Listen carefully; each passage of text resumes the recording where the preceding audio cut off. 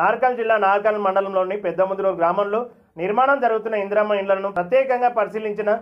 MLA doctor Kuchukulla Rajesh Reddy గ్రామ ప్రజలతో మాట్లాడి ఇల్లు నిర్మాణ నాణ్యత, సౌకర్యాల్లో అవసరమైన సదుపాయాలపై సమగ్రంగా విచారణ చేసి త్వరితగతిని పనులు పూర్తి చేయాలా అధికారులకు ఆదేశించడం జరిగింది.